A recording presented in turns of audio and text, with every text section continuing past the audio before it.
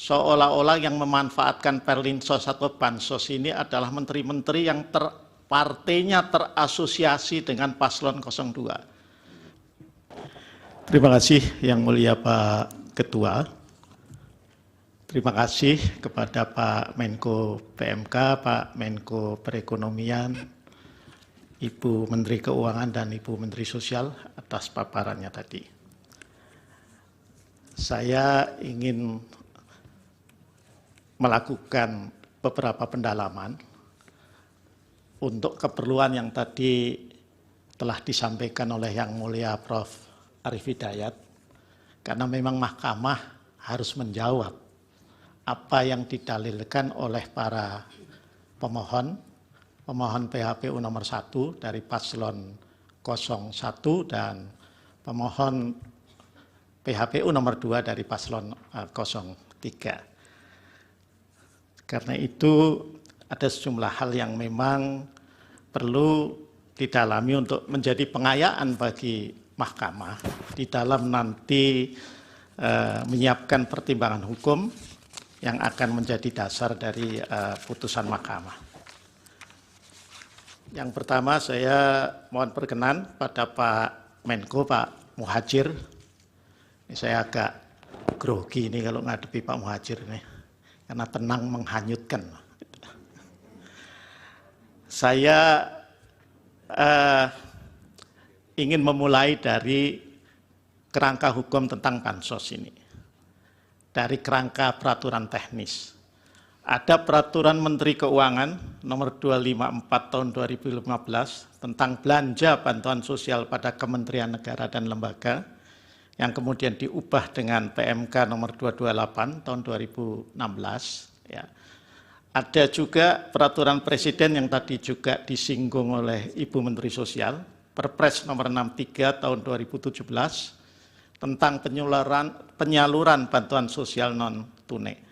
Nah, dari kedua peraturan ini yang tadi juga telah Pak Menko PMK, Pak Menko Perekonomian, dan Ibu Menkyu dan Bu Mensos paparkan tadi, bahwa Bansos ini merupakan program, ya, TUSI juga, tugas dan fungsi lintas kementerian dan lembaga.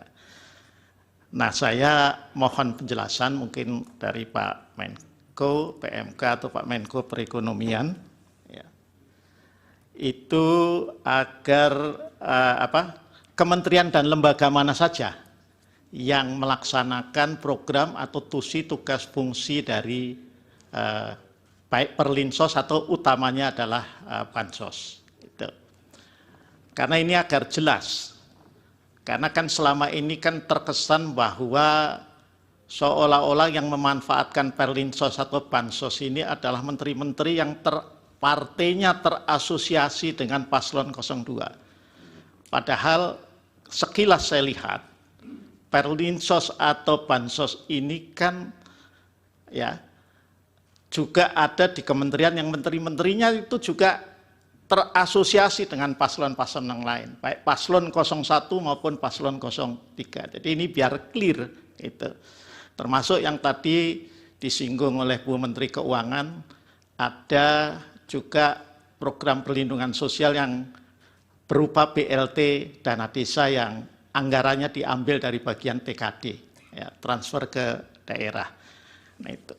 Yang kedua untuk Pak Muhadjir, saya membaca di Perpres nomor 63 tahun 2017 di pasal 14 itu dibentuk tim pengendali pelaksana penyaluran bansos yang anggotanya begitu banyak menteri. Ya, begitu banyak menteri. Saya tidak tahu apakah menteri-menteri ini itu juga yang kementerian dan lembaganya, tidak hanya menteri dan lembaganya ini mendapatkan program atau memiliki TUSI Bansos itu tadi. Ya, mohon penjelasan tentang pengendalian yang telah dilakukan. Nah, yang berikutnya ini mungkin pertanyaan untuk Bu Menteri Keuangan, karena beliau yang paling sibuk kalau sudah soal APBN, saya kira, ya. Saya ingin membandingkan Bu Menkyu, ya, antara Undang-Undang Nomor 19 Tahun 2023 tentang APBN tahun anggaran 2024 dan Undang-Undang Nomor 28 Tahun 2002 tentang APBN tahun anggaran 2023. Ini ada pertanyaan ya yang dalam sidang-sidang kemarin itu juga muncul. Mengapa setelah COVID, justru pandemi COVID dinyatakan berakhir, tetapi Perlinsos termasuk bansosnya itu naik? Sebagai gambaran, pada awal COVID ya, tahun 2020, anggaran Perlinsos ini 498, puncak COVID 2021 468,2, kemudian ketika tahun lalu 443,4 triliun 2023 dan kemudian ini kembali naik 496. Tadi sih memang sudah dijelaskan karena faktor El Nino, tapi apakah itu hanya satu-satunya faktor? Karena prasangkanya suudzonnya ini dikaitkan dengan pemilu 2024.